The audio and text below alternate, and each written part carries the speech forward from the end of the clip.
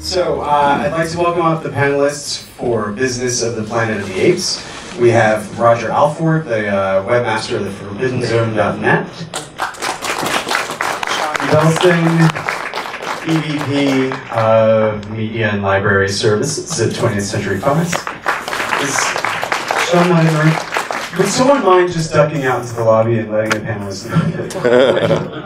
They're being introduced. There we go. There's Schawn. We also have Gerani, the author of Planet of the Apes, the original Topps trading card series.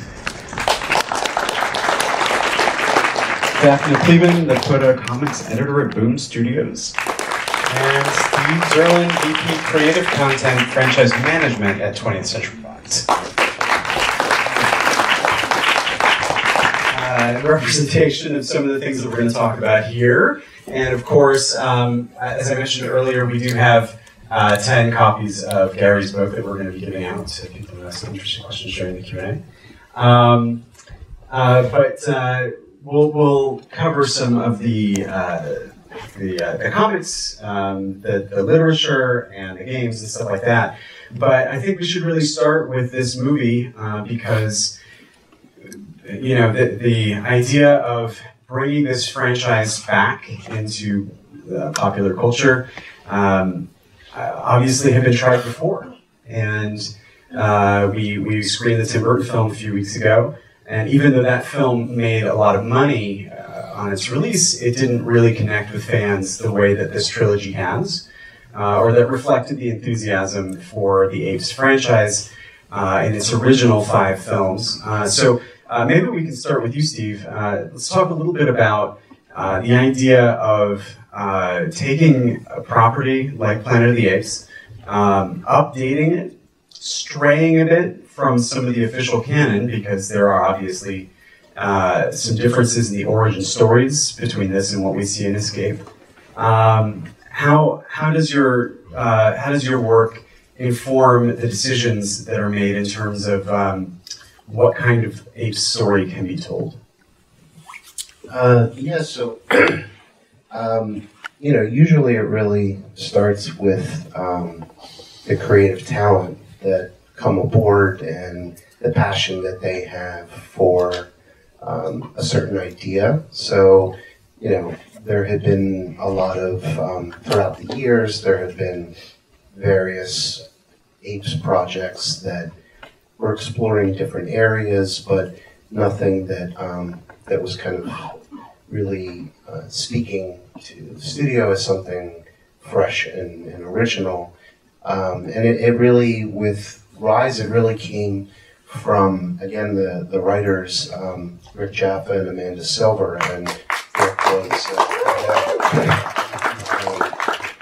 Rick was a diehard fan and grew up with it, and had been reading and learning a lot about genetic engineering and genesis, and he said that it came to him, like a light bulb, that it would be interesting to kind of see Caesar's perspective and see him grow up and see that experience happen. And so that kind of was the spark, and then everything from that is, once everyone gets excited and the studio gets really into it, they start to really explore. And so with Rise, it really was also a special time because you were at the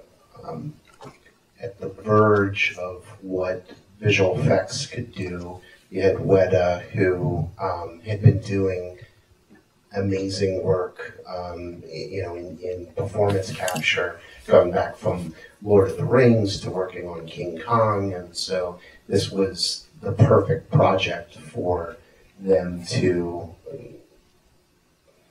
take to the next level. So I don't think anyone expected that. So it was really just, a lot of amazing things happening at once. You had Andy Serkis, who, had been kind of perfecting the art of this performance capture with Lord of the Rings and the character of Gollum, and so to take on a CG character that you actually felt for and believed in. I don't think, again, anyone really expected that, but that's kind of the process really is usually an artist coming with something that they believe in so much that they just get the studio and get everyone so excited about that take. The universe of Planet of the Apes has been expanding tremendously since the very first film, and often there are a lot of gaps that are filled by stories told in other mediums, such as comics. And I'm curious, since you're so richly detailed and informed on the canon of Planet of the Apes, how much that factors into the writing process of new scripts, of not just specifically things that happen in other mediums like the comics that then may or may not impact the films, but whether or not the canon per se has a critical function in what's allowed to happen in the subsequent films. Yeah, so I mean, the Planet of the Apes is really unlike any other brand that exists at this point, because you really have two very different, not very different, very unique fan bases and worlds. First, the classic series, and that's an entire world unto itself that I think could, between the 5 films and the animated series and the TV series and the Marvel comics and the books that have been created, I mean, and all the different timelines and it deals with time travel, and so it's there's so much to that world in itself. So that's kind of what we consider to be the classic, apes, and then these new films really present a new world that is definitely in the same universe, but it's not.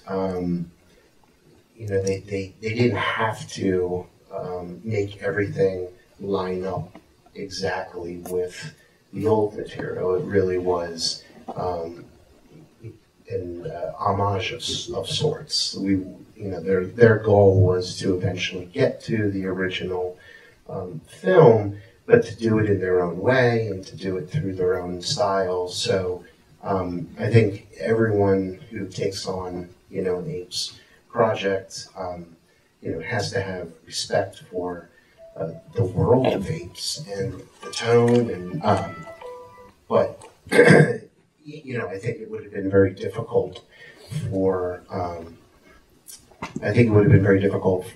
Rick and Amanda if the studio was like, okay, it has to line up exactly with every little detail, because there wasn't, when you look at the original films, there's a lot of inconsistencies there, and so there's so many rules upon rules that you don't want to stifle the artist in coming up with that. So now we kind of do have these two different universes, and so if you're creating expansion material, you could be creating comics and books and games that are in the classic universe and that they are existing in that world, or you could be creating books and comics that are existing in the world of these new films.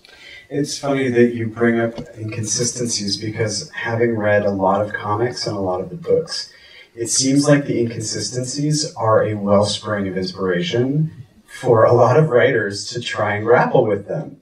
And I've seen that a lot in some of the stories that have been told, both in the older comics and also in the new. And so Dafna, tell us a little bit about the work that you guys are doing over at Boom in terms of canon, because you do have some comics that are very specifically rooted in this world, and you've also got comics that, more so than than some of the older stuff, are incredibly what's the right word? The different graphic novels from Betrayal and Cataclysm, they have a very strong through line that leads you through history of the civilization of the apes. What kind of stories are you guys looking for, and how do you work with the relationship between the comics and movies? Yeah, I mean, when I started editing the books, Rise had just come out. In fact, Rise was the first Planet of the Apes movie I'd ever seen. I'd never seen any of the originals. I wasn't actually working on the books at the time, and I went with the editor who was to see it, and it was amazing. I didn't understand what I thought was hokey could have such an emotional through line and depth, and I really felt for the relationships that were built in that film. And that really actually kind of softened me up to consider the classic stuff and go back and watch that and expose myself to that. And so when it came time to launch our first kind of Planet of the Apes comic, we just got the license. We were in this position of, there had been a lot of the classic Marvel comics that had dealt with 1968 canon. And then there was the Rise films that had just come out. And we wanted to find kind of a path in between. And part of what was really cool about the Rise movies is you are coming into the world on a precipice. What happens in the event of that movie changes the world entirely. The humans do not come back from that. They are going to be receding from that point on, and that apes are going to be ascending. And we wanted to find a similar point of canon in the classic 1968 universe where those fortunes would shift. And Fox was incredibly open in being like, well, 1968 canon is technically closed, right? We know where it starts and we know where it ends. It ends in Beneath. It starts in Escape. And technically, even though Planet of the Apes is the first movie, that's hundreds of years later. So that's actually a lot of room to play with. There are hundreds, thousands of years not explored between the events of Escape and the events of Planet of the Apes. And that's both incredibly rich to explore narratively, but as someone who wants to create canon that if fans fell in love with the stories, they could kind of slot it into their personal canon, it wouldn't compete with anything else that had come out already. It was very much in that sweet spot. And so we told the story of the moment, the next generation of humans that were losing the capacity for speech. So they were still smart, but they were second-class citizens. They were the servant class for apes.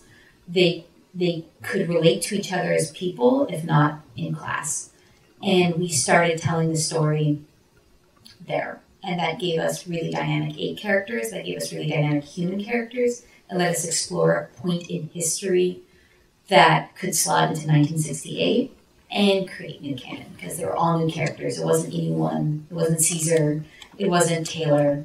It was a completely new cast. And so that was our first sort of, okay, this is what we can do with no rules. And we did about 20 issues of that, 16 issues, and then a few specials that kind of add up. And it's amazing. You guys should check it out, but I'm deeply biased, obviously. And what was interesting about that is we also didn't let the fear of realistic apes stop us in drawing it. In comics, we don't have a budget. You don't need to put someone in latex. You can draw them with the proportions of an ape standing up straight.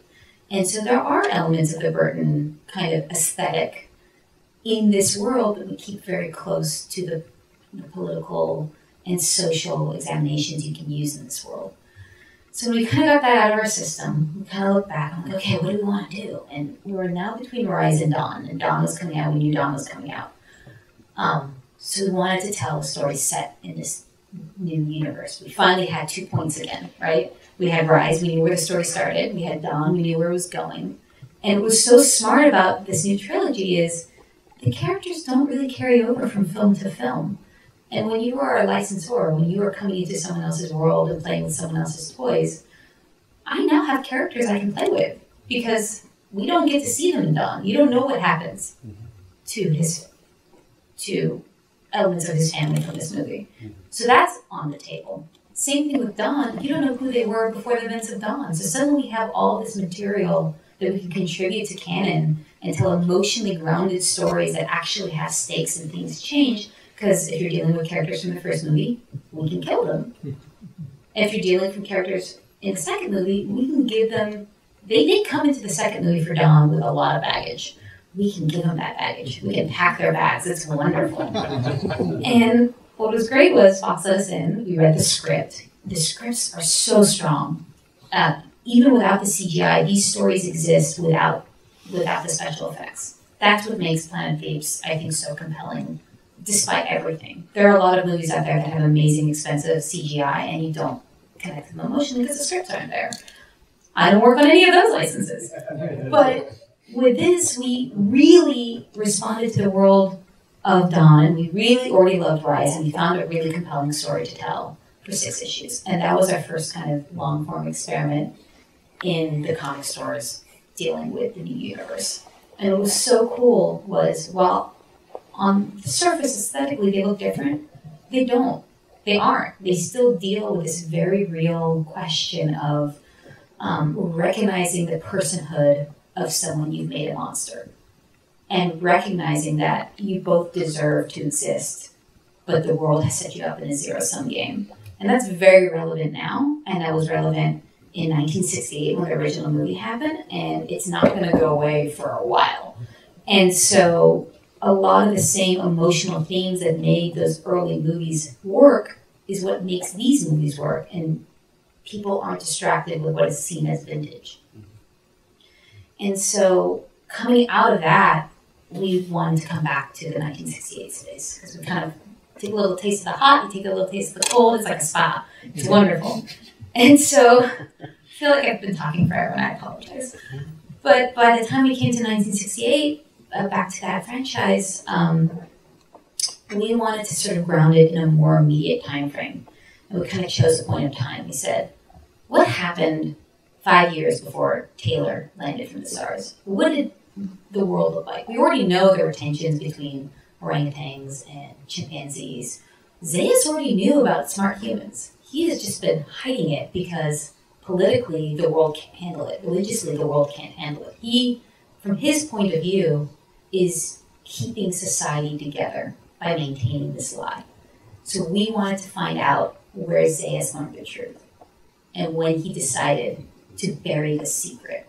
And that's what we did with the Trail on the Planet of the Apes. And we create this new character kind of in the form of Ursus, but it's a character, General Aileron. And he's someone who discovers the truth. And Zaius has to walk him through why he can never tell anyone. And it's just 4 issues. We fell in love with the world and got greedy, and we came back for exile. And we started, this time, linking the mutants to before Taylor landed. And the mutants show up underneath, and there's no hint of them in the first movie. But we can start seeing them in, sort of like play with ideas of the Red Scare in the Planet of the Apes universe. And so I think to your point of, there's the set canon of 1968, there's the set canon of the new movies, but I think what has been really exciting working on these franchises is Fox treats those as ingredients for us to bake any sort of cake. They know that fans will choose what they consider canon and discard what they don't consider canon. They aren't going to try and force fans to take everything as canon or one particular path. And so as long as we're telling stories that are emotionally true to those worlds, as long as we're telling stories that do not move certain goalposts of this world, they let us do a lot of things. I was about to say anything, but I don't want to test that limit. The raptor in Jurassic Park, I keep testing the electric fence. I still remember my favorite conversation was, can we blow up the moon? Because in the first movie, there is no moon. Okay, well, what happened to it? So we blow it up. And then we got a, post-apocalyptic Planet of the Apes comic. That happened in Cataclysm. It's great. You should check it out. I'm curious. It's really fantastic. I brought all of them if people want to flip through them. The graphic. And they're on Comixology, and I think they're on sale right now. Yeah. So. Yeah, I like the heart. Me too. I actually, so many questions came up while we were talking, but the one that I feel like I want to go to is Zaius, because across every iteration of Planet of the Apes, except for obviously the modern day stuff, Zaius pops up pretty much anytime, any place. And I'm curious, is he viewed as sort of like a Mendez character, where he's like one of a dozen or 20 or 30? I mean, how is it that this character can exist in so many different iterations that have no plausible actual relationship to the character in the first one, other than he is just embodying the idea of Zeus? Does anyone want to feel that? I mean, it's like James Bond, right? They just all pass the name down. Yeah, I mean, I think you just said it. I think it's it's the characteristics. It's the things that you identify with that. But you can see that in various forms, and you don't have to be like, well, I don't understand. He was, he wasn't doing this last year. It's not as much about that as about what does he represent and what emotional feeling do people have in experiencing this character. And he's been such, a popular character for that reason. So, again, you want to have the flexibility to really explore all sides of what he could be, as opposed to, pinning it down and saying, this is exactly, who he is, and don't stray from that. Because, people are complex, and apes are complex, and, you want to show all different sides. So if someone can come with an original view on Zeus, it's like, fantastic. There's always something new that someone's coming up with, which is great. It kind of fits his character, right? He's someone who has no problem gaslighting you that he believed left when it was right 2 seconds ago. He's very sort of lawful neutral. He's someone who, I'm going to maintain order at all costs because order is the end unto itself. And so I think in terms of story, he's someone who can take any position because he's not looking for truth. He's looking for stability. And that character is terrifying. If they're smart. Which he is. Well, obviously, the place where so much of this really gets dissected and adored or condemned is in fan communities. And so I thought it would be a good time to talk a little bit about the website, Forbidden Zone, because the time and effort and the meticulousness of doing something like that obviously speaks volumes to how much you care about this franchise. So, Roger, tell us about starting the website and what you wanted to accomplish with it. Well, I started it in '96 when the internet was brand new, and I had just started surfing around and found, there's these fan sites where I can read about different franchises. There was a really cool Back to the Future site that I saw, and a couple others. And of course, back then the internet speeds were so slow. You would, wait, you'd load a page and it would take forever for just a picture to load. But I was an avid reader of Starlog magazine for much of the 80s. Thank you. And so having that kind of information at my fingertips was just like a treasure trove of being able to look up stuff. And so one day I got the idea, I want to look up Planet of the Apes. And I couldn't really find anything. There were a couple of sites that had episode guides for the TV shows, and that was about it. And there was a Starlog article that I absolutely loved called Planet of the Apes Revisited by Joe Russo. And it was about a book in progress. And so I used that as kind of like my starting point of information. So I basically started the site because I wanted to learn more about the saga and the franchise of how things got started and where it was going, or if it was even going anywhere. And I just kept adding to it bit by bit. And it just grew from there. I'm curious a little bit about, because these fan sites can become essentially unofficial archives. I use it. Yeah, it's wonderful to see all this stuff accessible. Tell us a little bit maybe the relationship between fan communities and archives. And Schawn, please join us in this too, because a lot of things are available through some of these fan sites that are actually not available anywhere for anyone to explore otherwise.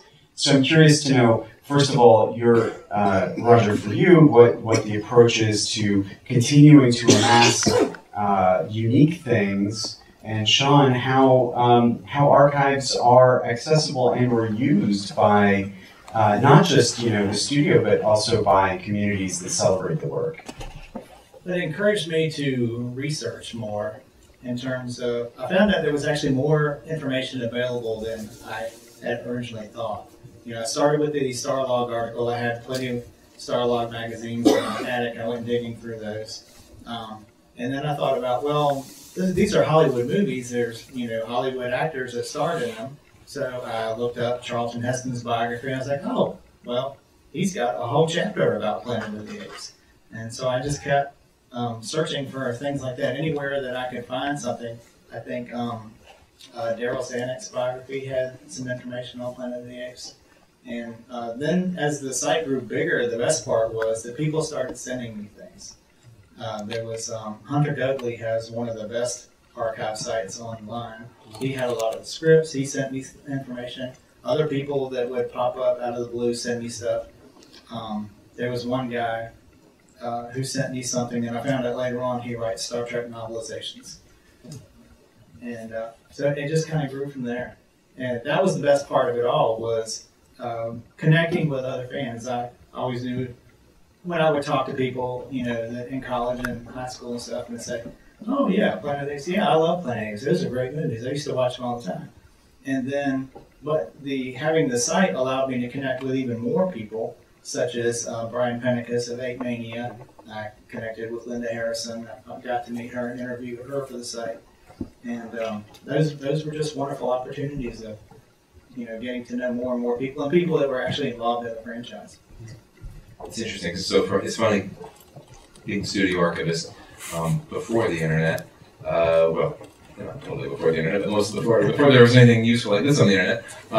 We would have to do our own similar research, right? So I have we have a research library that's full of books and so on. You might be surprised to know that we would be often using the same sources that fans were using to find information about these movies. With one exception, we have, of course, a story department that has all of the screenplays, all drafts of all the screenplays with pauses of our own, as well as legal files that have contracts and that sort of production information, that kind of thing. So we had a bit more information as it related to the really kind of interesting things, narrative things about the making of the movie. Most of that information was found by us having to go and research. So with sites like yours, it made life actually much easier. It's made my life much easier. It's also sort of reduced the sort of feedback loop in terms of restoring a movie. So when we restored the original Planet of the Apes the first time, it was for its 30th anniversary. Hard to believe I'm that old, but it was in 1997. And so, we didn't. I got to meet Charlton Heston at the premiere. It's pretty cool. But anyway, different story for different. I'm like, it's Taylor. I can't believe I said. I think I should say something to him. Anyway, but when we restored that movie, we were working with sort of reference material that we had in our own archives.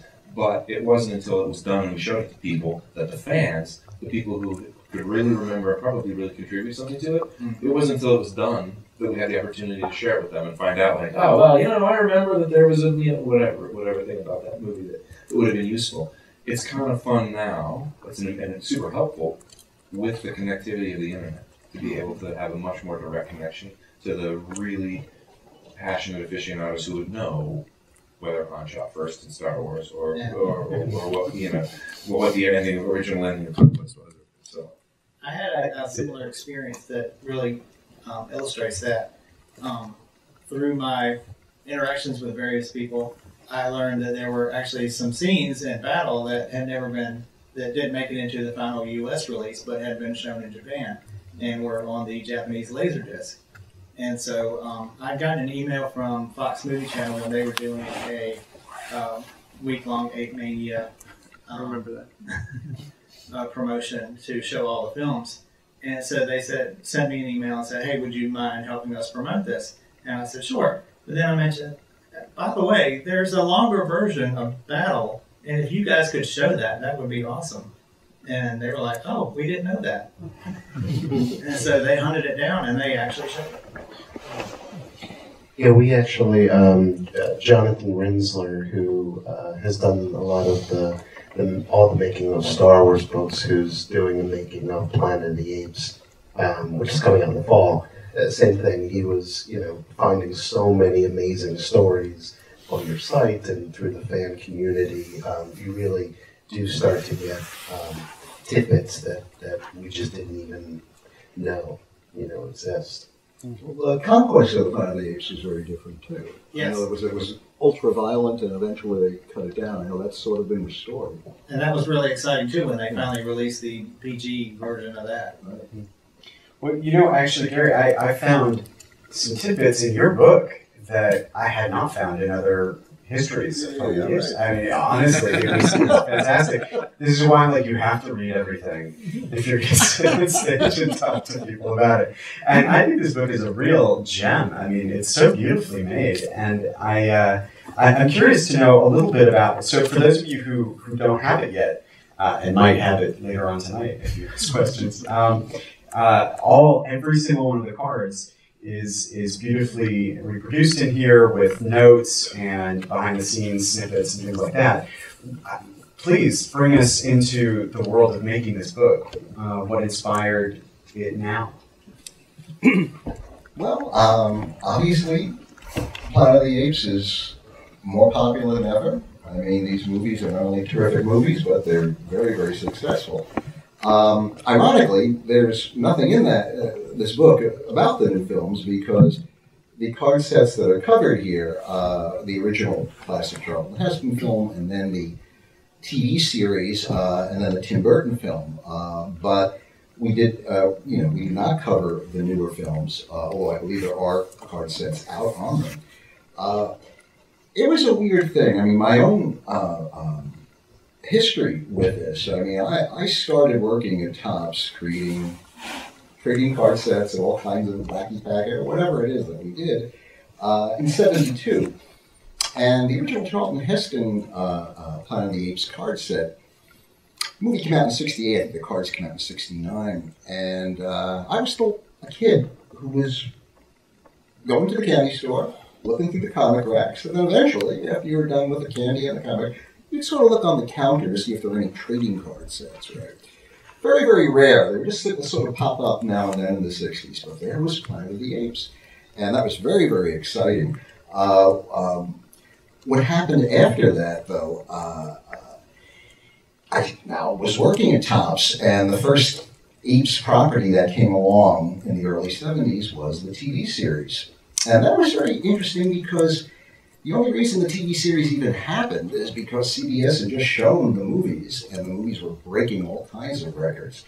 So they decided to go to a series. Now, I can remember even at the time saying, gee, why don't we have the further adventures of Caesar?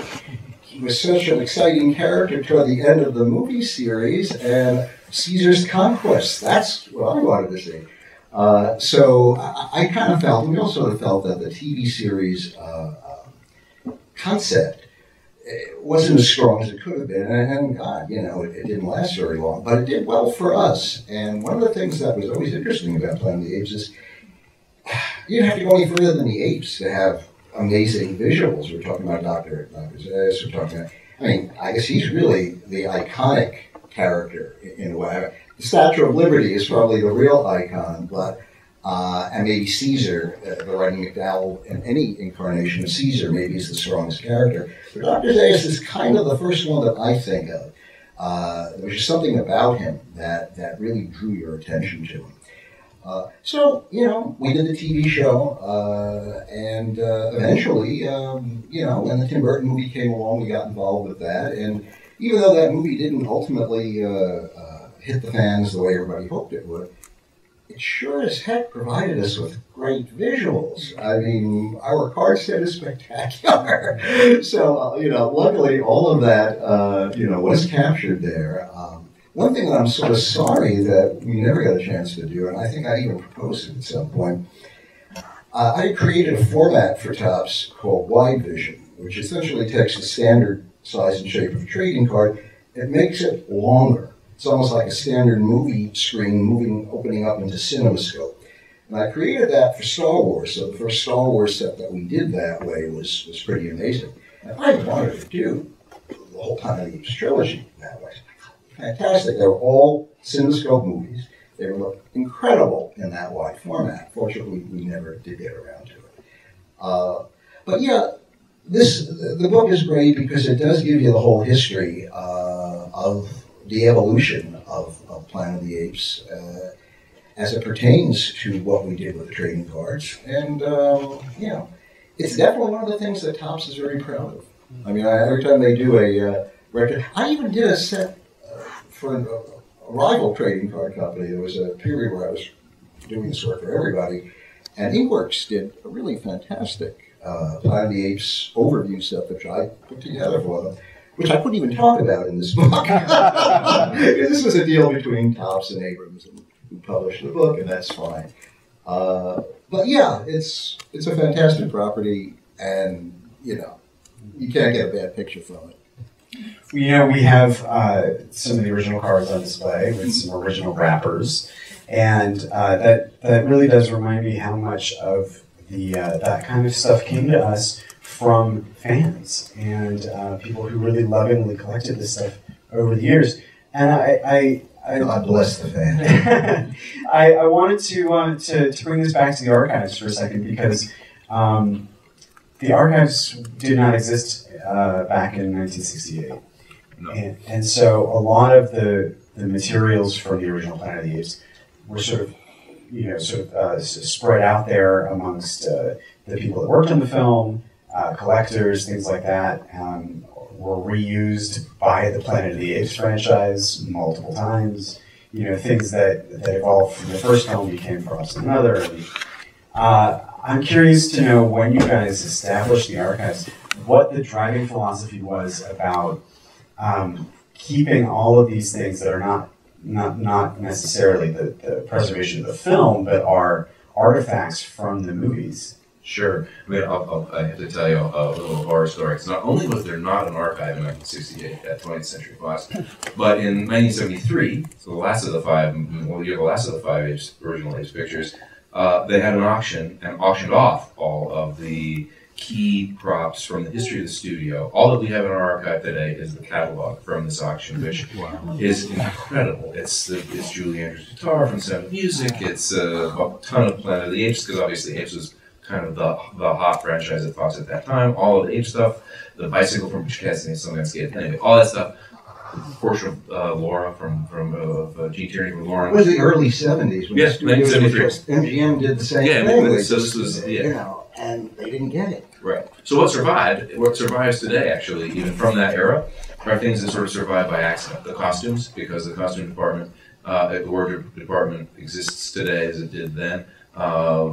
Mostly intact. There was one moment was very famously Debbie Reynolds was allowed to buy a huge amount of the costumes, but she apparently wanted anything apes. And we have a lot of weapons, because weapons are as a prop for a movie company. It's hard for us to deal with them because we can't give them away or sell them, because they're either an actual weapon that's been disabled, or they're something that looks just like a weapon, and so there's a liability issue. So we have, strangely, from the original 68 movie, some costumes and like a bunch of fake rifles. But one of which is on display. One of which is on display in the, that's right. Don't take my word for it. You can see it for yourself. But anyway, so it wasn't really until the early 90s that Fox started a prop archive. And that was really around a totally different movie, different property, the Barry Levinson picture Toys. Because they made all of these amazing actual toys. You've seen the Robin Williams movie. It's fantastic. And they had all these they built all these toys, and I'm going, it seemed like a shame to get rid of them, so we should start saving them. And that just sort of snowballed. It sort of started this idea of, like, we should probably save things. There's uses for them for sequels and so on, but there's also promotional things, tours. It sort of keeps this idea of these movies alive. By chance, the guy who was responsible for starting that prop archive, a fellow named Alan Adler, I'm sure, a huge Planet of the Apes fan, and so he started acquiring a lot of Apes ephemera. So tons of this. So we have a lot of toys and all kinds of things from, and some props that he had actually bought. So it started sort of for one specific movie, and then grew. It was around the same time. This was the early '90s that film preservation was becoming more vogue in Hollywood, thanks to Martin Scorsese and others. And so there was this kind of flicker of like, hey, maybe this heritage stuff is important. Maybe we should do something about it other than just let everybody take it at the end of the movie. And, are you able to say anything about the sweepstakes that we're doing with Apes? I don't know about this. Okay. Then I will leak it. Can I enter? There is an upcoming sweepstakes that will, I'm not exactly sure how it's going to work yet, but, and this is why I bring it up, the prize is going to involve props from the new films. And I think there is going to be a sweepstakes specific to the USC community. Still have to work this out. But one of the prizes is, I believe, the cutlery that we have on display. Oh, nice. And so that's an example of, however, like things being let go from an archive, but things that are also being leveraged very much to sort of keep fan engagement going. So is there anything about the ways in which things are released back to people for collectibles that you can talk about? Absolutely. It's really tough. It's going to sound crazy maybe, but it's really tough because on a motion picture, you have no idea the amount of stuff that gets made. So there may be one set of cutlery in the display here, but there were probably hundreds of sets of it. So when a movie wraps, after the movie is locked and finished, my team goes through and selects, curates a much bigger amount of material than we would actually keep for the archive, because if you figure we make around 30 movies a year and have for a very long time, it's not really practical to keep everything, but we don't want to throw everything away like our friends in the 1960s and earlier. So we have to very carefully figure out what to save, and so what we try to do is save multiples of things and things that we know, hey, someday this can be used for something other than just our sort of precious ruby slippers idea. Oh, we should keep this in the archive forever. There are plenty of those objects, but we keep multiples of posters, obviously lots and lots of multiples of posters, and certain kinds of props, usually things that are small and permanent enough that we can keep them. Because of course, in the prop archiving world today, we have a problem that actually exists going back to the 60s, which is latexes, and nothing that's made for a movie is made to be permanent. It's made to shoot a movie, and that's the end of it. So it's mostly made of foam or materials that aren't necessarily something you would consider a museum quality or archival quality thing. So we try to stay away from saving too much of that stuff. It's just pure. Do you ever try to get pieces back? Oh yeah, and we do. You'd be surprised. It's part of the fun of my job is, whatever. I probably shouldn't name names, but there are producers who produced movies at Fox in the 1970s who would call and say, hey, in my garage I've had all these boxes from my movie that was a bunch of stuff that was really key to the movie, and then we want to, can you just come and get it, because I don't really need all of the crap from whatever movie it is. And that's amazing to us, but we also discover things randomly around a lot. Probably not impressive to anyone but me. We found Bernie from the movie Weekend at Bernie's. In a closet, there's like a dummy. I'm like, look at this. And he's wearing the blazer and the thing. It was like Bernie. Like, oh my god. So method. Yeah, Bernie's well, let's talk a little bit about fan engagement and merchandising, because it was very important to me that we have a component of our exhibit that was very much about the toys, ephemera, things that really kept fans feeling like that this world existed. And nowadays we have a lot of new technologies that are allowing that to happen too, with the VR, with Crisis just coming out, with The Last Frontier for PlayStation. So, yeah, I want to go talk a little bit about some of the ways in which Fox identifies the right products to license and the market for it, and what has worked and what the challenge. This is a whole lot, and maybe what some of the challenges have been. Making decisions on the new franchise, the new installation of the franchise, versus what worked for the old. Yeah. So. sometimes it's, a licensor coming to us with a great idea of something that they want to do, and they're, again, so passionate about it that you consider it and you think about it. You say, oh, that would be great. And then sometimes, it's coming from internally at various groups within Fox. So when it came to the VR game, Fox is, over the past 5 years, been one of the pioneers in VR storytelling. So they've, been doing a lot of different games and events and trying to push the medium and trying to push a more immersive experience. And when they were looking at the library at Fox, they were looking at different things that they could do, and they said, you know what? We think there's a unique way to take apes and actually make you feel like an ape. And so the VR game that just came out this week is in the new universe, and it takes place between Rise and Dawn, but you are actually an ape in this world. And that was really exciting and unique. And so really anytime, we look to expand apes out, whether through a classic property or whether through the modern property, it's really carrying with it, a high level of quality, a high level of passion. So, it's a really fun game, in terms of getting to kind of feel what it would be like to be one of the apes being persecuted by humans. Each one, the Last Frontier, again, is in the modern world, and it's telling a side story that exists within this time period.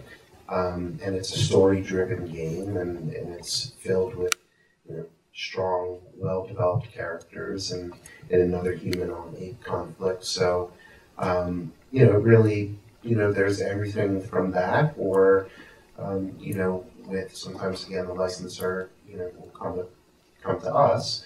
Dafna, as she said, was, Boom has been so incredibly passionate about telling stories in the classic world that it's just been fantastic. So, for instance, with the Ursus series, they were like, we want to tell the backstory of Ursus. And for us, we're like, that's amazing. Like, we haven't really seen his point of view, and we haven't really fully understood, like, how did he become, the ape that he became in Beneath? And so to kind of see that story play out, is just great. So again, whether it's coming internally from Fox or it's one of the licensors, it's really about, the passion of telling something unique and filled with quality in this world. And that's just kind of across the board.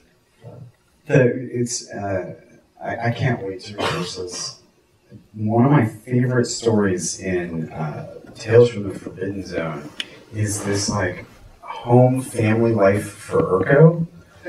It's just amazing, and I want to talk a little bit about that book and then bring it back to Ursus, because these stories about that really are taking just wildly different approaches. Many different writers, really accomplished writers. It's really one of my favorite things that's been done with Planet of the Apes. Tell us about the genesis of that project in terms of this overall, like, do people just have pretty much free reign? I'm sure obviously the editor was curating, a lot, but what was Fox's involvement? Yeah, so that again was, we work with Titan, who's a publisher, and they took on the Apes property, and we're again just so amazingly excited and passionate about telling stories in that world. So in that case, it was Steve Saffel, who's the main editor over there, and wanted to really start to tell stories that are the side narratives, kind of what's happening, behind the scenes, or what's happening, one step off the main narrative and exploring that kind of material. And for us, again, it's as long as it's not stepping on major details, it's not coming in and saying, hey, we're going to do this where Taylor's dead, and we're going to, by the way, Cornelius is going to stab Zayas. The next inevitable question is, were you ever hit with a story that said, oh, no, we can't go this far? Yes. Yeah, I mean that's the line that we draw. But we're really excited, and Dafna can talk about this, but we're really excited that that Boone's going to be doing a graphic novel coming out this summer that is the original unproduced Rod Serling screenplay for. I'm really excited about that one. Yeah, I mean, that's a great idea. I have read it now like a dozen times, and it's one of those things where you don't have to read it. At a certain point, you don't have to read it. You've read it like 1,000 times, but you just end up getting drawn back into it and just read it for fun. We're adapting the Rod Sterling script, an unproduced original version of the script before the budget sort of shift and kind of the winds of the studio sort of shifted, where they kind of imagine Planet of the Apes as something that I think more filmable than New York City at the height with apes. But the script itself, thanks to the fan sites, actually, that's how Boom and the editors at Boom first got exposed to it, because we were just hungry to discover the history. You kind of fall down that internet well, and you just start finding one piece of information and tracking it down to another piece of information. And we came across the scripts online, and me and the assistant editor at the time printed them all out on company paper and took them home. And I think we just did it for fun. And we started coming up, actually just showed it to you in the lobby, like our kind of dream plan of what if we don't have a budget? We can reimagine the world using old concept art, old makeup tests. There's that makeup test that they use to sell the movie to the studio, and there's something so eerie about seeing these apes in modern clothes and shaved. Like they look like they grew themselves the way humans do, and we got really kind of focused on, like, what if we told this version of the story? And so are you going to have Edward G. Robinson as Dr. J? we did draw on him for reference and for inspiration. And we really wanted to adapt it as a comic. We didn't want this to be like just taking words from the screenplay and having the artist just, kind of adapt without thinking of the story, which they can do. We want it to be a really kind of focused experience. And so, we wanted someone who's a huge, passionate fan who knows this history, as well as any fan should. And Dana Gould is a writer, he's a comedian, he's a gigantic Planet of the Apes fan, and I reached out to him and he jumped at it, and he was an amazing collaborator. He had such reverence and respect for Sterling's script, and we found a way of adapting the script as a graphic novel. And so much of what works about the script is it's not just the words that Sterling's putting into characters' mouths, it's how Sterling is describing the world to you, the reader. It's stuff that, if this was filmed, the audience would never have heard. And so we kind of took a lot of Sterling's way with words and put it in, we've been calling him Taylor, and I've been calling him Thomas now for months, because in the original version of the script, his name is Thomas. And so we sort of used Thomas as a way of bringing Sterling's words that were direct to the reader and not necessarily the audience back to the audience.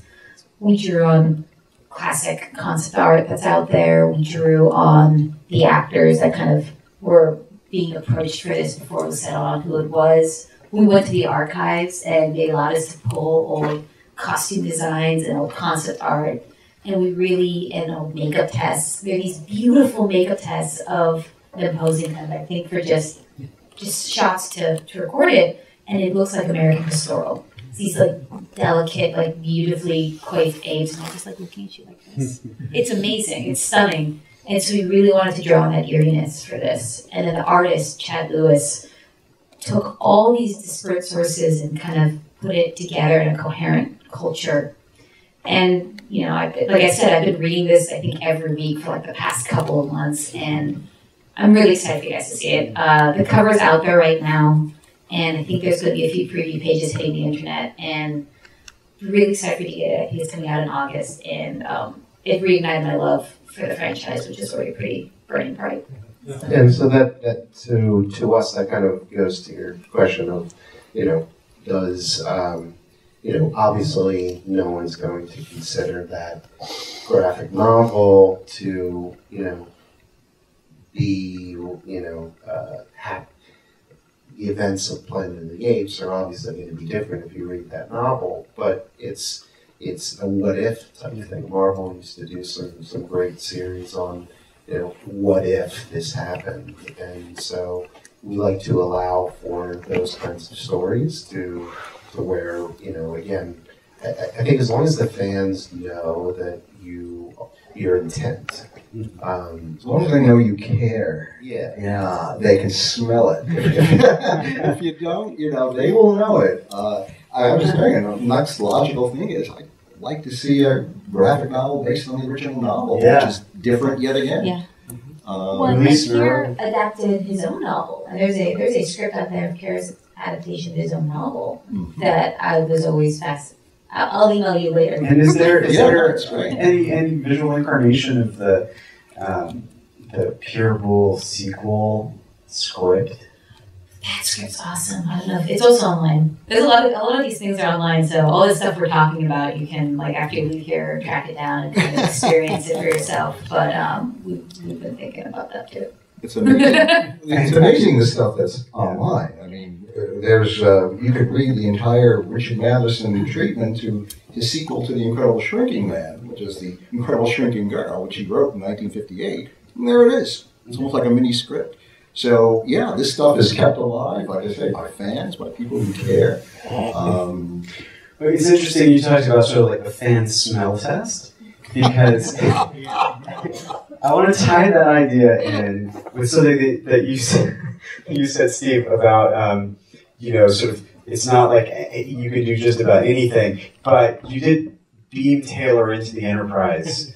And I'm really curious about this novel, the graphic novel, which I really enjoyed, because you're dancing between two fan bases. Oh my God. And one of which is very hardcore. I mean, Planet of the Apes has a wonderful community, but Star Trek, I feel like if you do something wrong, you're going to hear about it. I'm a huge Trekkie. I grew up on Star Trek, so that was my dream, was to be able to work with IDW on that. Because A, it makes sense, and the idea of the Klingons dealing weapons to Ursus is just so smart, my eyes crossed. And I guess it also helps that the people at IDW were fans of Star Wars, of Planet of the Apes, and people at Boom were fans of Star Trek, and so you have two kind of really obnoxious fans just having too much fun.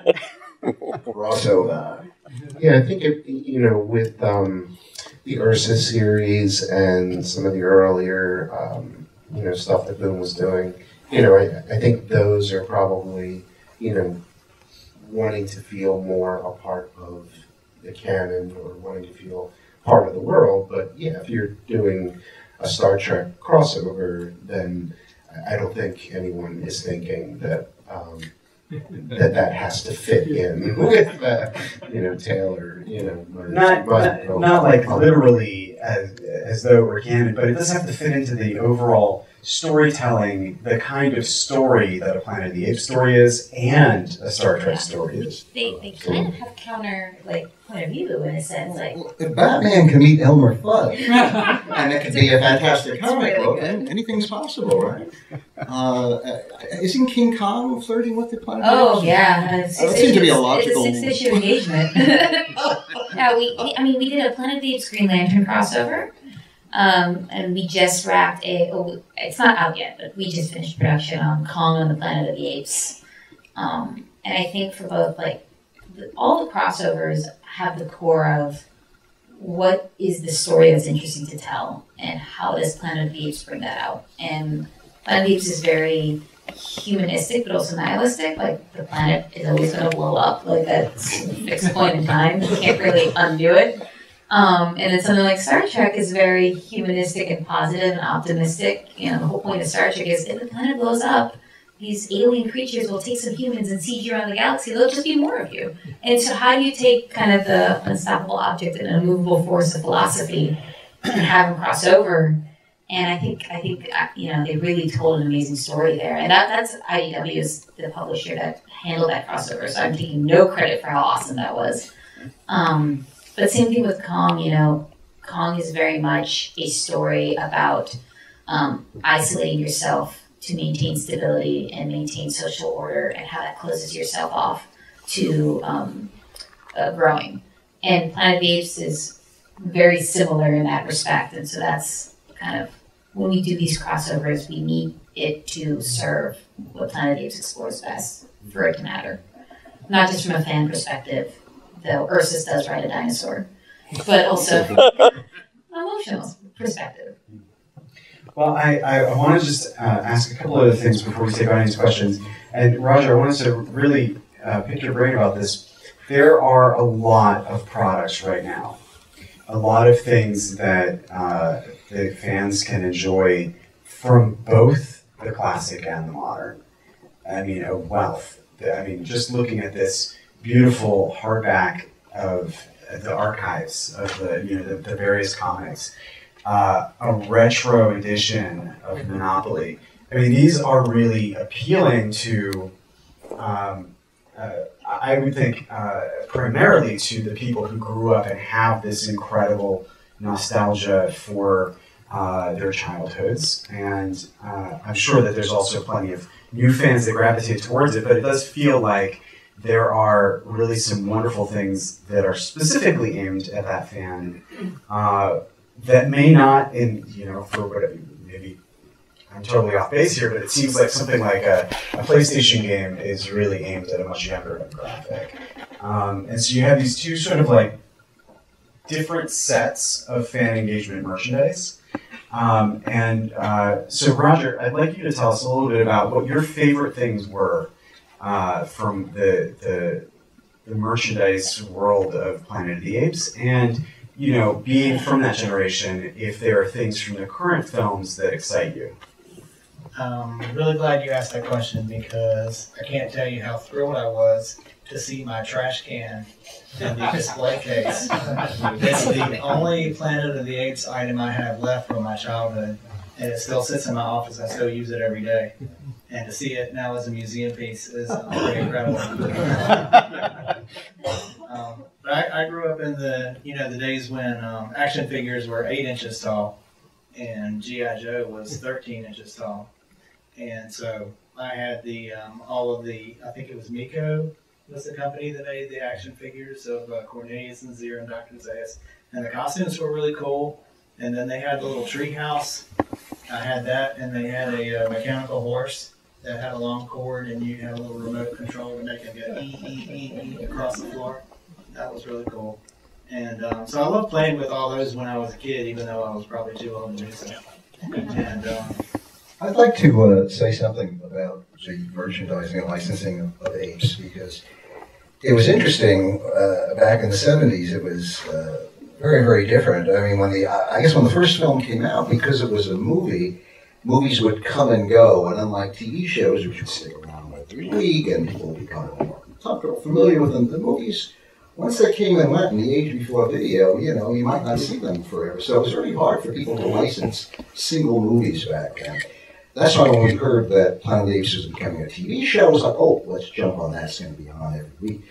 But at the time, a fellow by the name of Selwyn Rausch was in charge of licensing Planet of the Apes. And I don't know if he was affiliated with Fox or if Fox put his licensing company in place to handle that. But that's what was happening in the 70s when the biggest licensing ever for Planet of the Apes took place at that time. All of a sudden you saw apes everywhere because the movies did great on television, and the new series was coming out, and licensing was going crazy. You mentioned Starlog. I used to write articles for them. But I also used to write articles for the Planet of the Apes Marvel magazine that came out. And right. And in addition to the actual comic book stories that were in there, there would be articles, which I wrote a few of them, including a review of the original book, which I remember at the time I was amazed at how different it was from the film. But I also wrote an article on the selling of the Planet of the Apes, which was all about the resurgence in licensing. And they just sort of went crazy. I actually got into trouble with that article because I might have said a couple of things in an amusing way that Sullivan wasn't too crazy about. Say, my God, they're going to run out of things to license, and Lord knows what they'll try next. But all of a sudden it exploded, and the weird thing was, it kind of it exploded, and then it kind of disappeared. Mm-hmm. Because the TV show didn't last. And then I remember they tried to say, oh, but there's going to be the animated version, and we didn't tie into that. And I guess even though fans were into it, it kind of sort of leveled off for a while. And then Star Wars took over.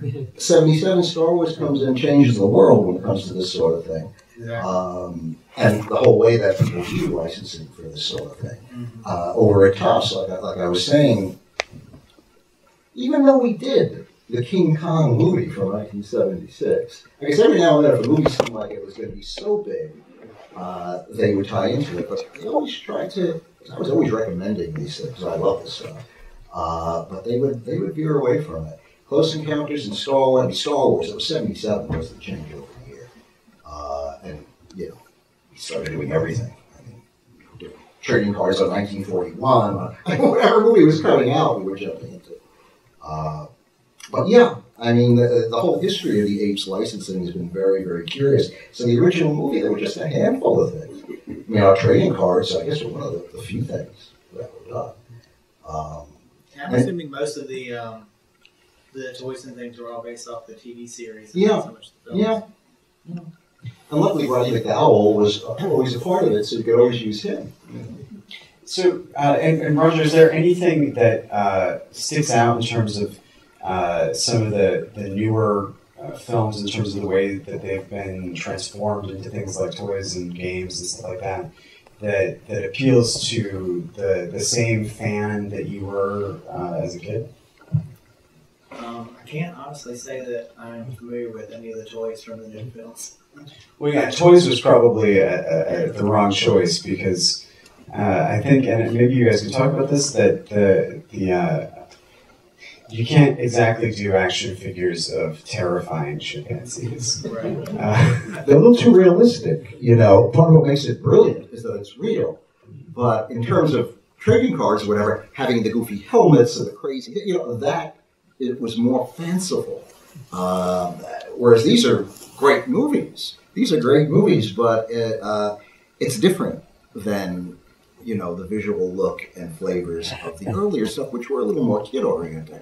So for people who are doing toys and products, well, yeah, these are beautiful grown-up movies. Yeah, I have to say I adore my Bad Ape sweatshirt from more. Yeah.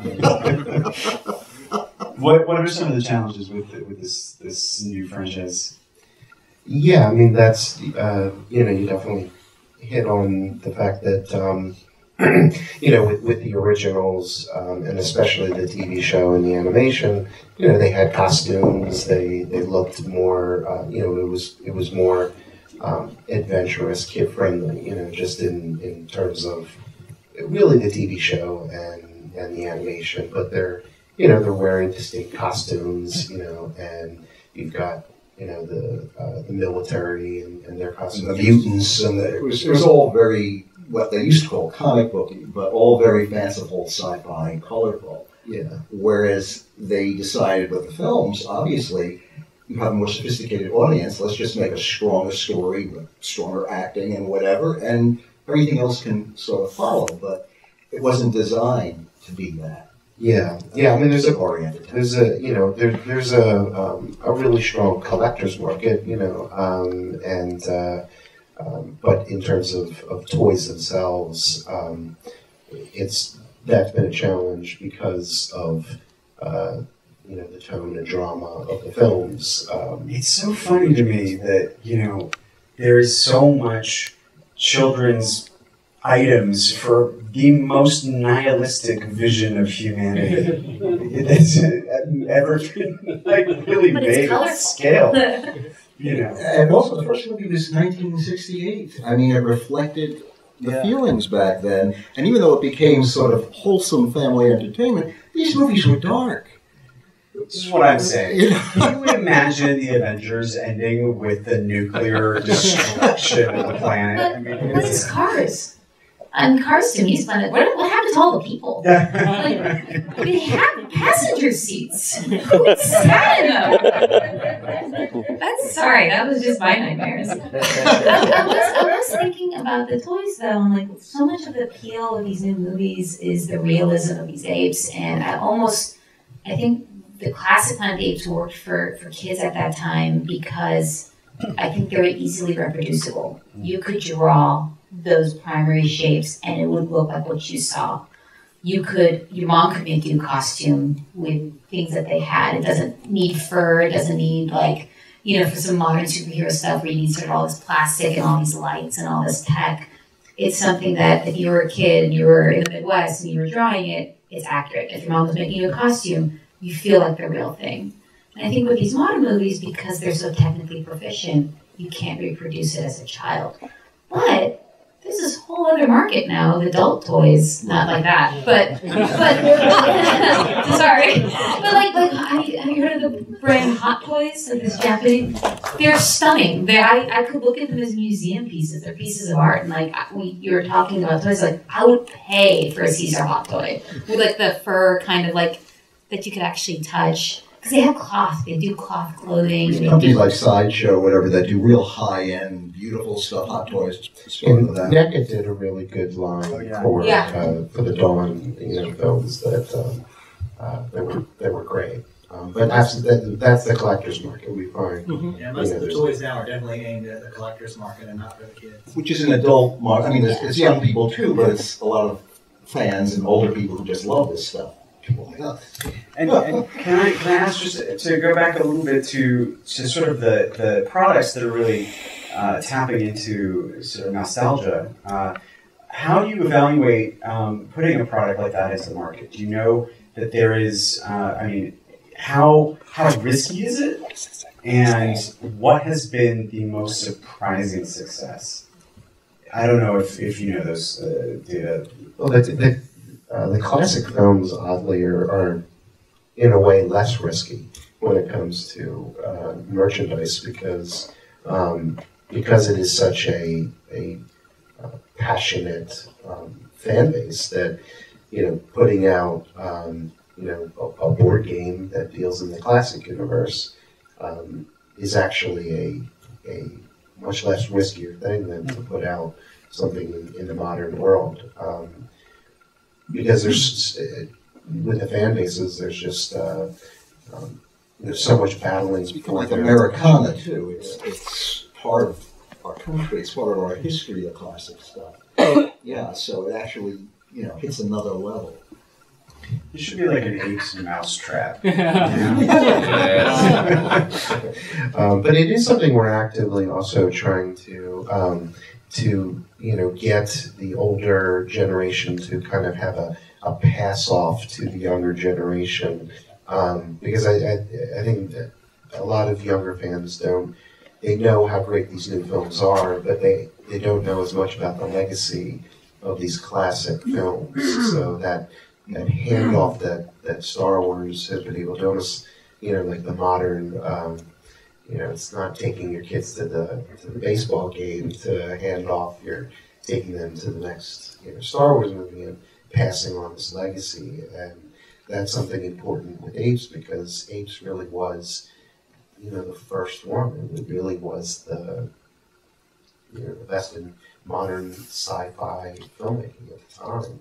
And passing that on to the next generation. And let's hear it for 20th Century Fox in general, because seriously, of all the Hollywood companies, it's going right back, they always understood the importance of science fiction. And that's why George Lucas knew he had a nice, comfortable home there for a while. But I mean, even going back to like in the 50s with things like The Fly, They always did well with science fiction, and Irwin Allen science fiction films and TV shows. So they always had a feeling for it. And as a fan of the stuff myself, I always like to, God, thank God for Pops. Here, here. Yeah. All right, let's open this up. Yes, sir. Planet of the Apes has done pretty well for the last 50 years, but it's about to hit a cliff. Does anybody want to speculate about what Disney might make of a modest franchise, considering all the stuff they have on the table? What is the future of Apes under a Disney brand? Zira's a Disney princess. Woo! And she has a doctorate.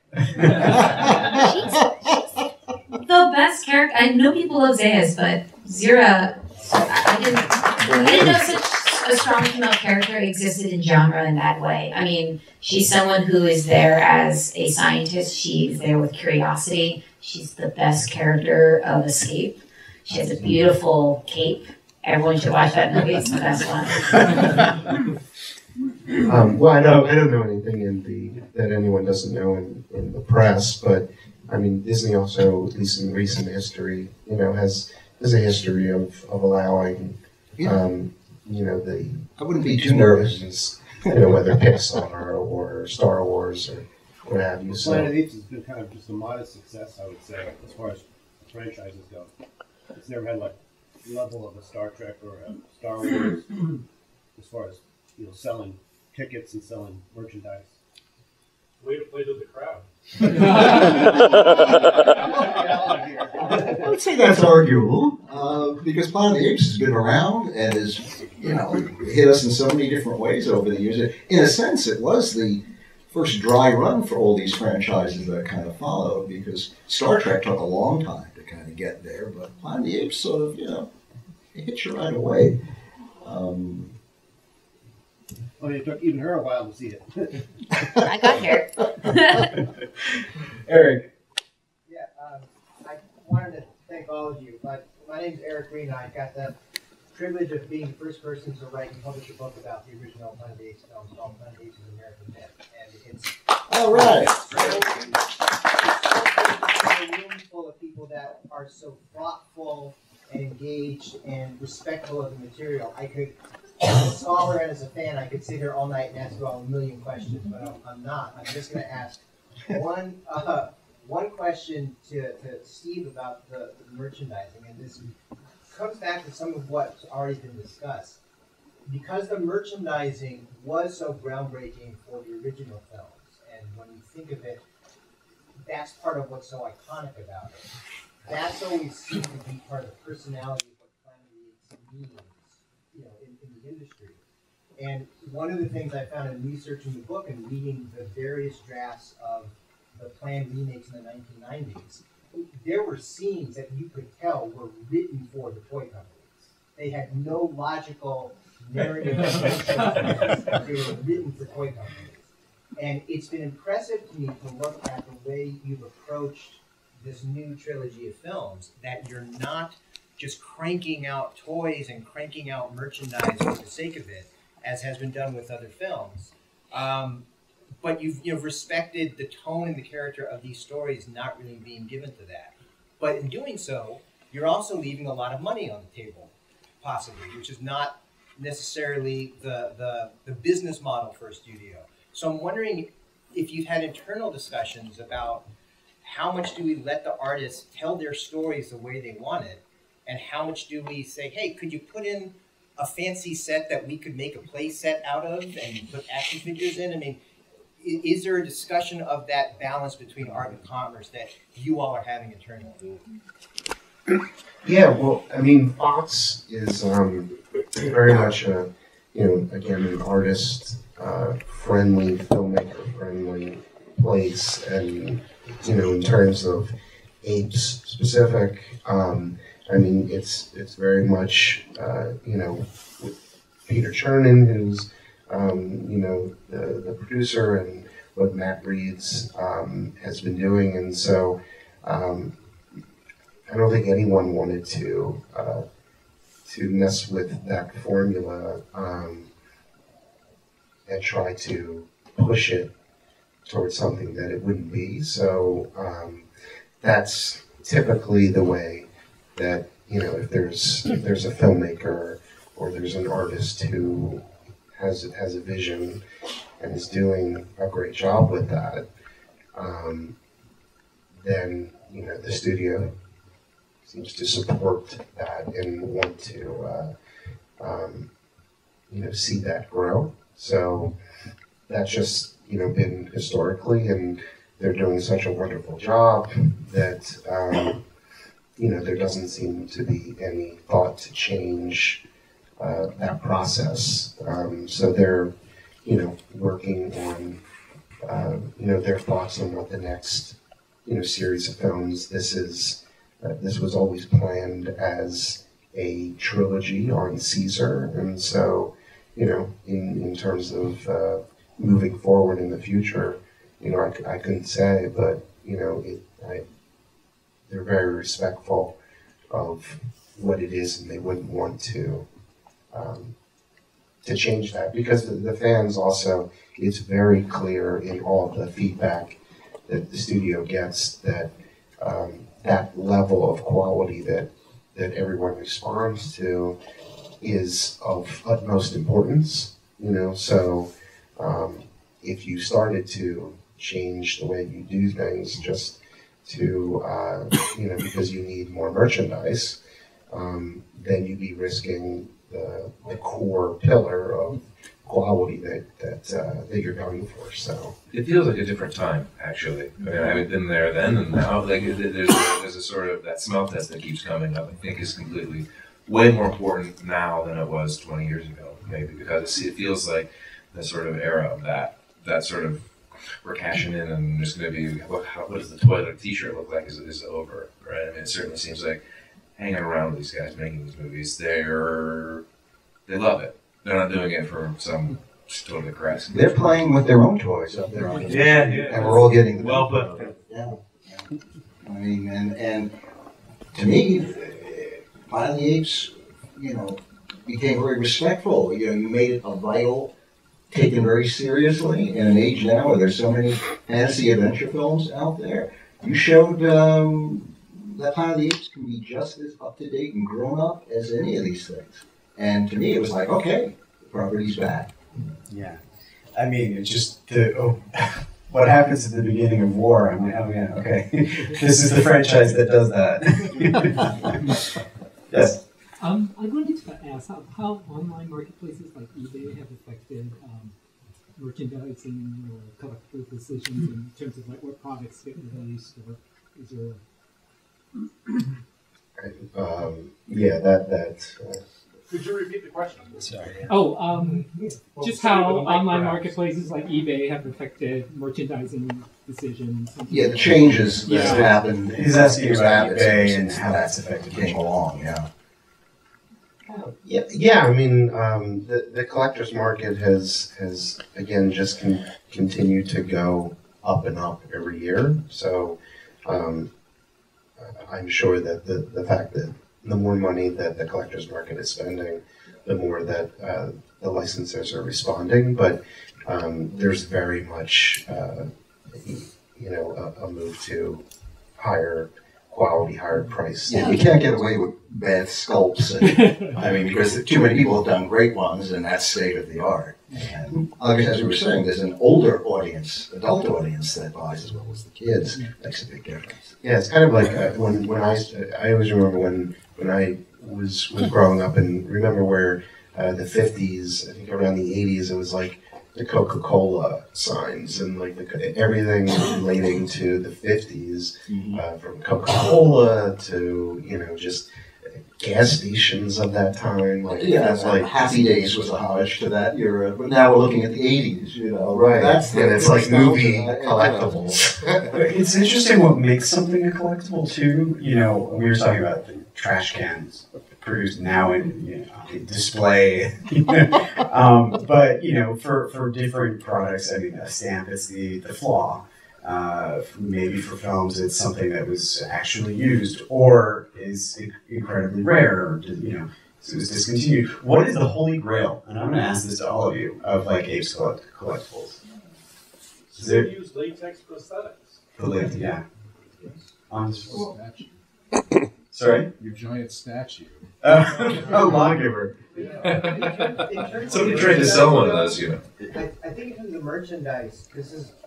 Talking about actual merchandise that was produced for the public that's rather what than props. That I wrote about, but I think there's two answers for that. There's items that capture the most money. I think those tend to be the ones that are theirs. But there's also, I think, the ones that people associate their childhood with. Yeah. So you talk about the secondary market with eBay and all. A lot of it is people that want to be completed and get everything that's out there. But a lot of people are trying to recreate their past, and they want to find that toy that they love the most, or they want to find the thing that reminds them the most of home and childhood. And that might not be the most expensive. Right. That's like Matt Reeves was freaking out over the Super 8 films. Right. I mean, yeah.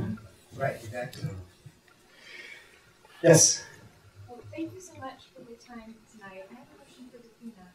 And in spirit of contextualization, I agree with this question.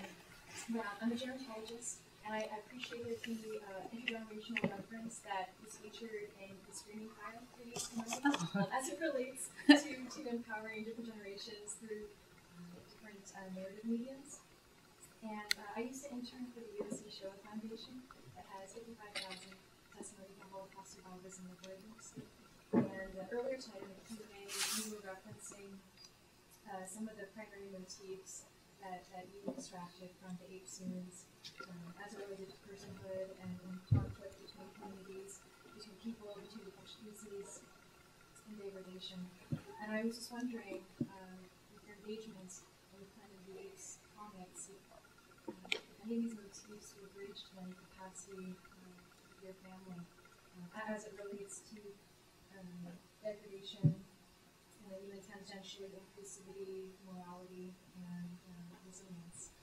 Well, it's so, Yom HaShoah is, I think it's today, which now I feel like a terrible Jew for saying I think. But my parents are from Israel. My dad's side of the family are Holocaust survivors. And so that is something when you're growing up, even outside of the culture, especially if you're Jewish, especially if it's so close to your family.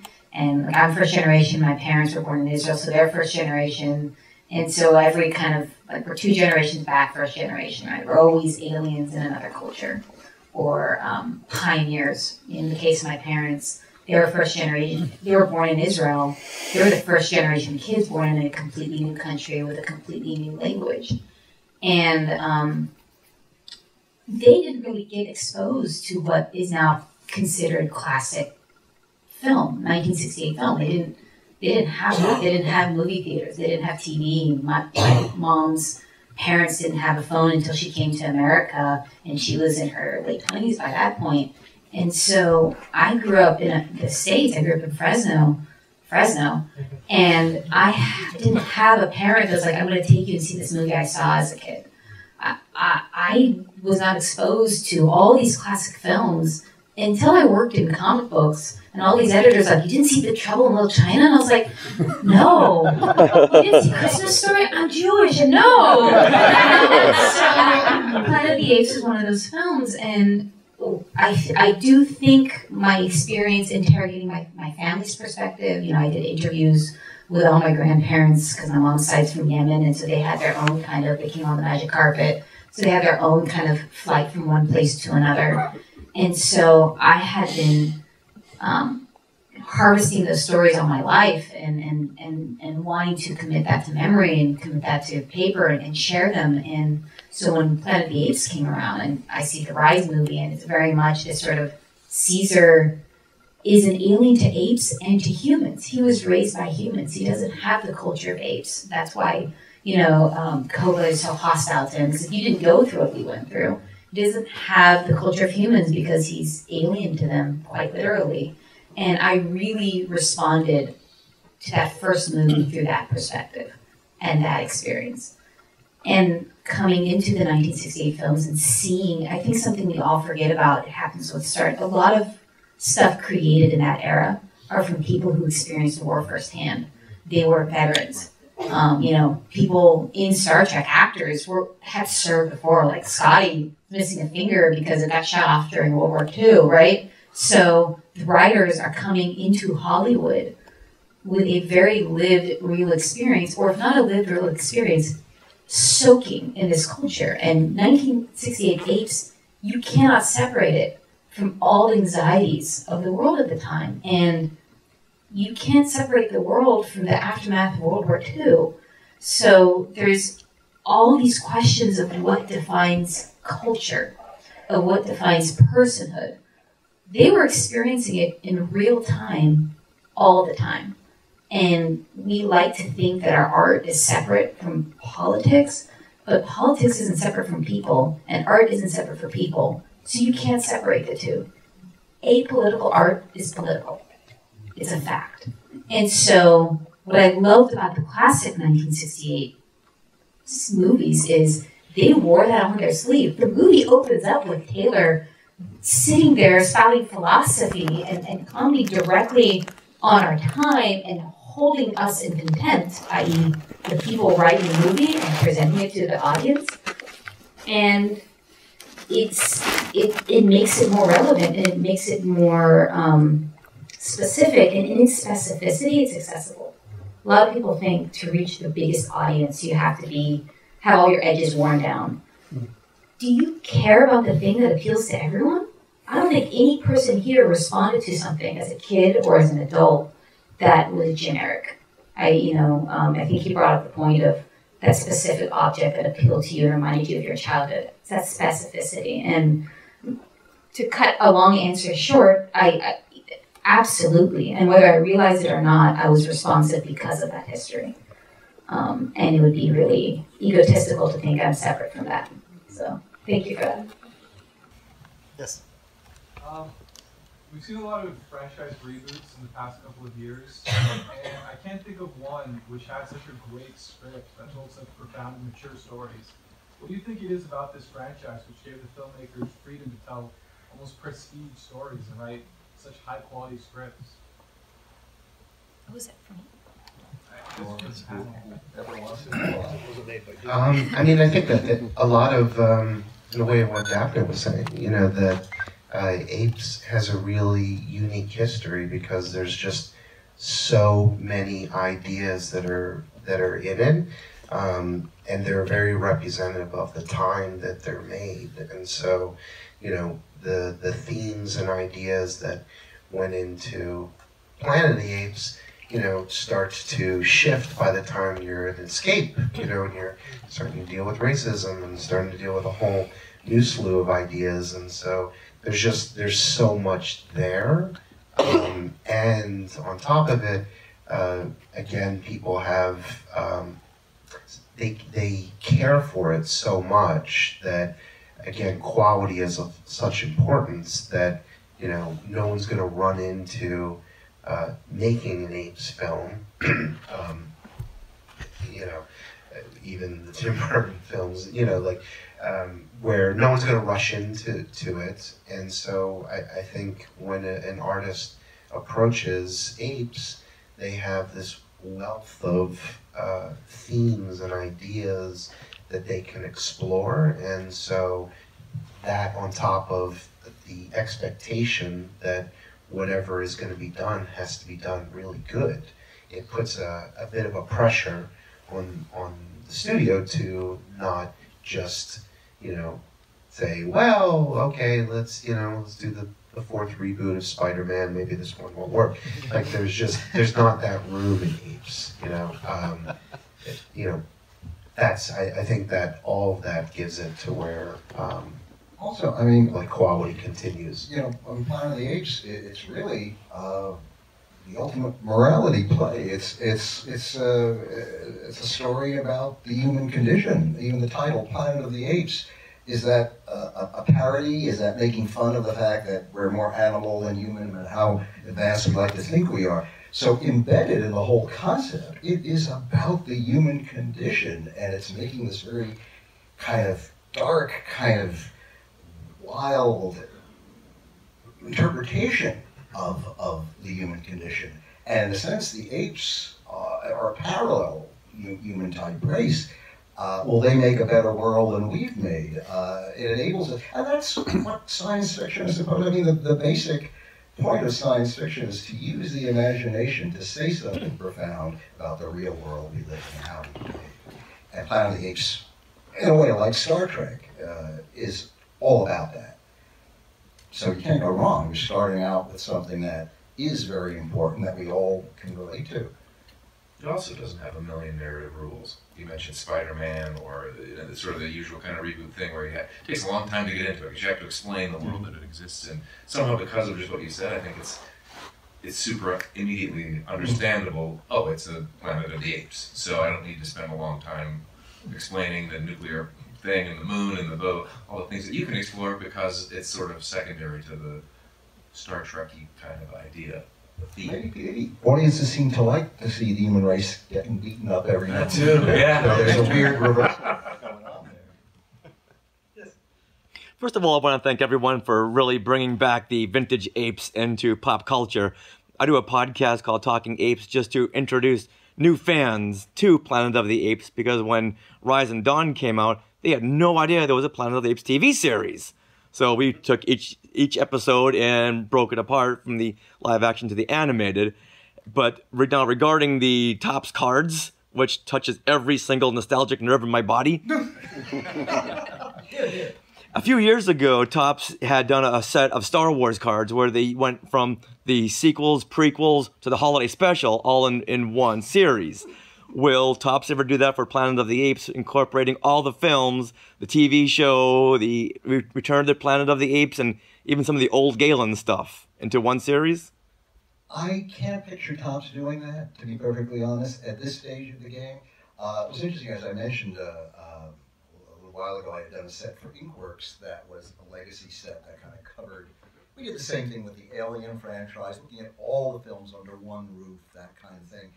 But now it's kind of spread out, you know, and you really need a card company that wants to hit that more fanish kind of an audience. Topps being one of the bigger card companies these days, a little more mainstream.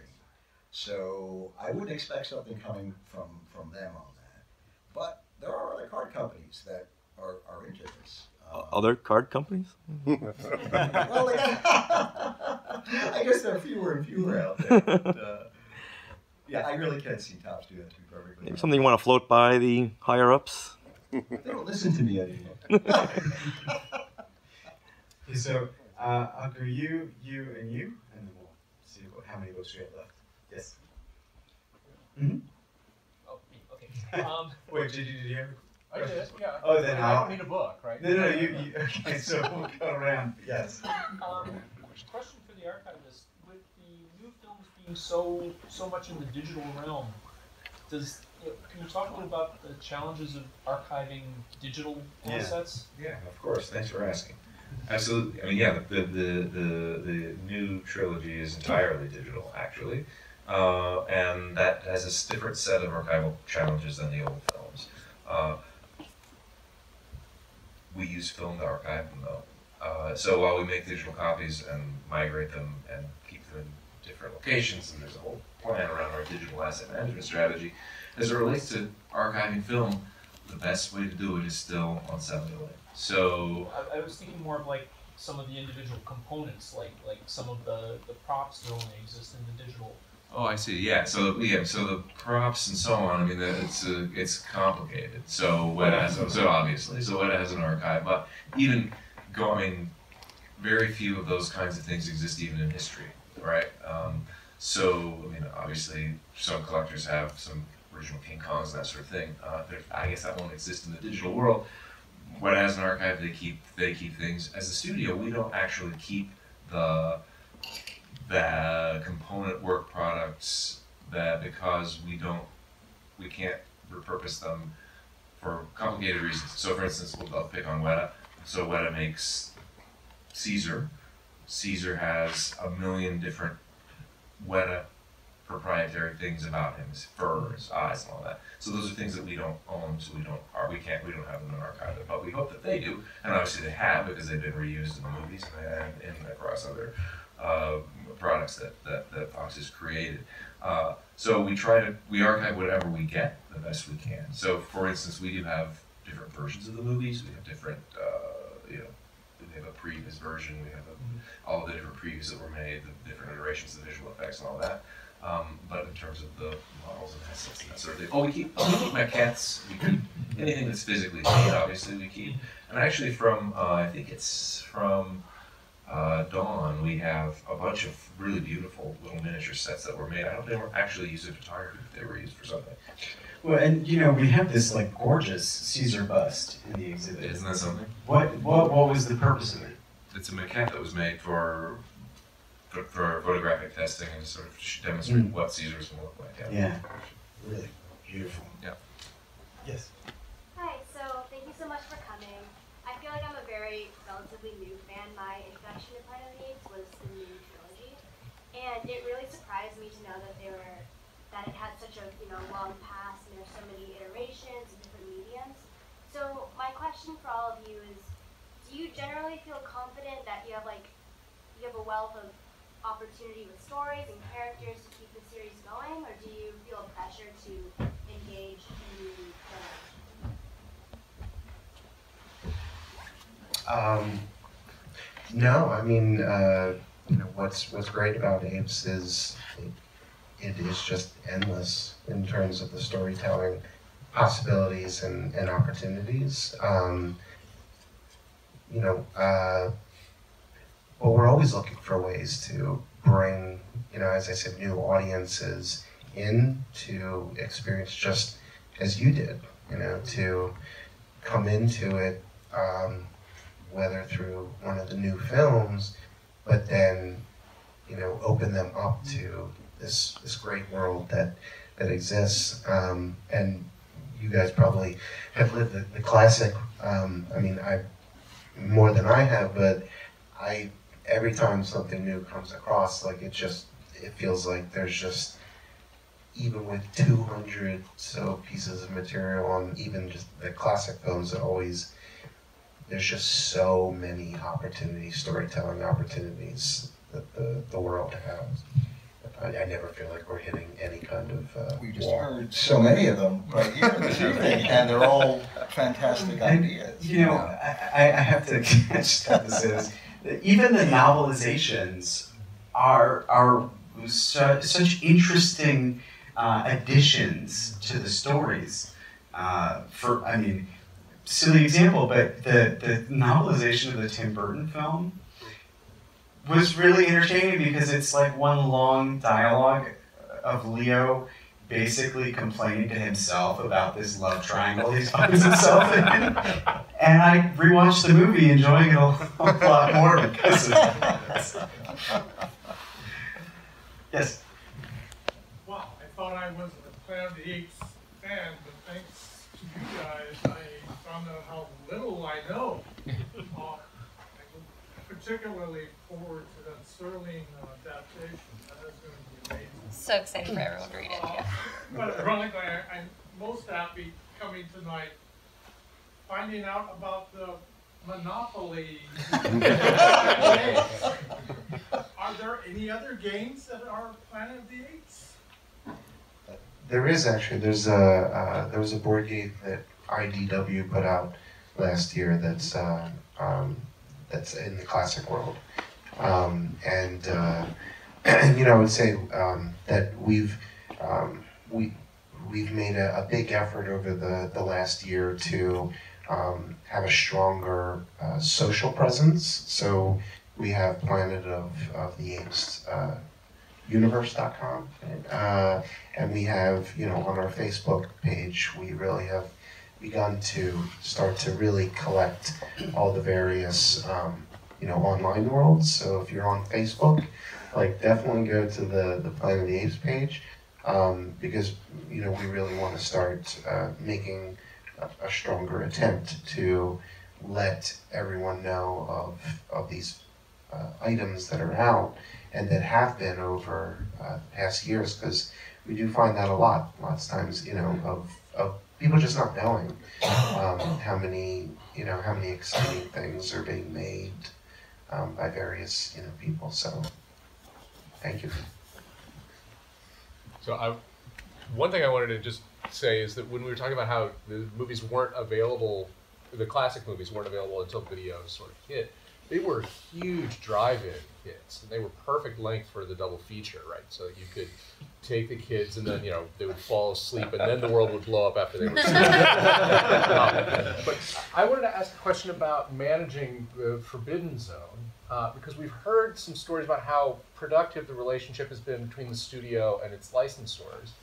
Have you ever run up to the limits of what, like, that they might have been upset that something was put online that should not have been, right? Because you have a positive relationship up until what? You publish a contract, or like, were there ever like things that you had to get taken down and stuff like that?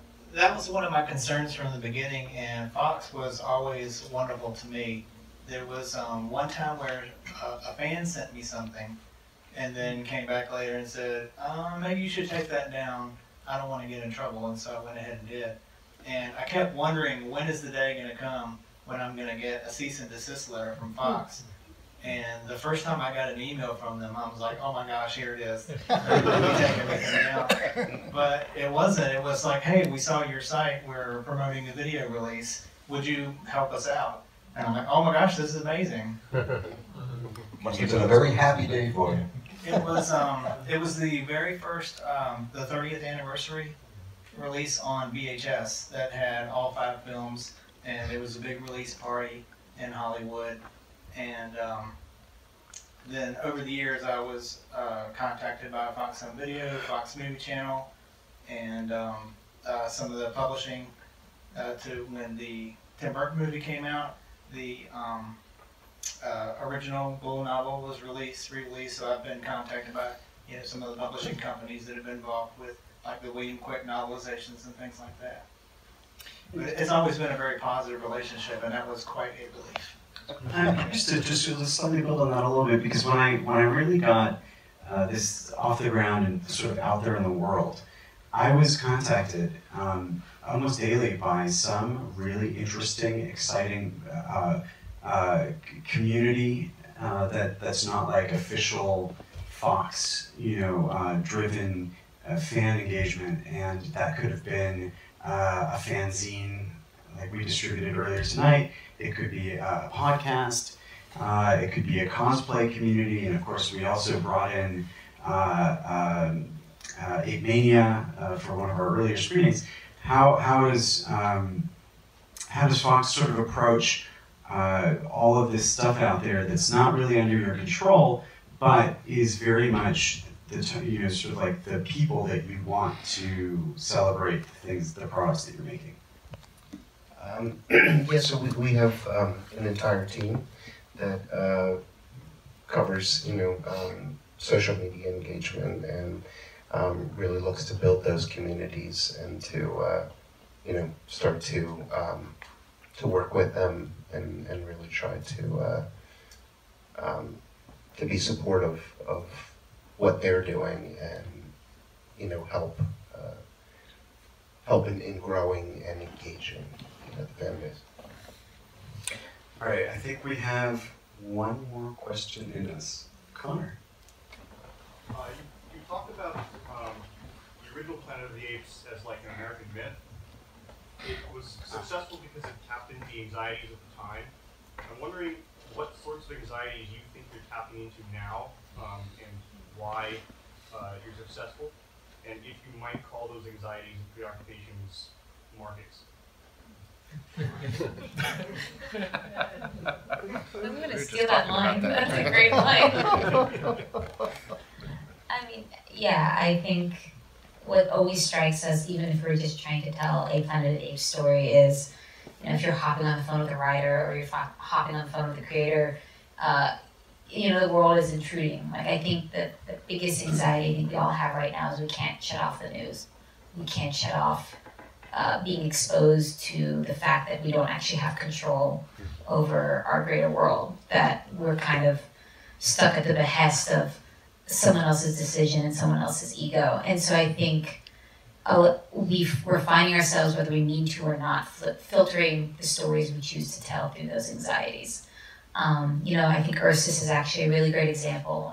David Walker is a gigantic Planet of the Apes fan, and he explores the story of what radicalized Ursus. And I think there are a lot of modern day parallels you can draw from that. But there were even some things that when David would reread a proof before we went to press, he didn't realize he put part of that anxiety in there. And so I think, to your point, yes, there's plenty of fear of nuclear annihilation that's still present today, and there's plenty of fear of religious dogma that existed back then and exists now.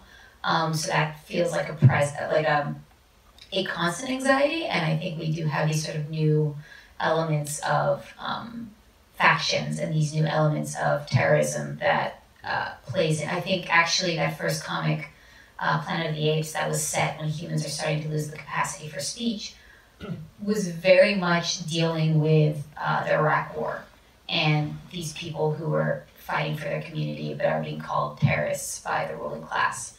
And so when looking for new Planet of the Apes stories to tell, if you're not looking at what people are grappling with in the present day, then you're just rehashing old stories. It's not a good Planet of the Apes story unless it's doing that. Yeah, unless it makes you embarrassed to say it out loud. I really like this as an ending topic because Eric Green will be discussing that very much in depth on Sunday with us. So I look forward to that conversation, and I really hope you guys will come out on Saturday, and please help me in thanking our guests. Woo!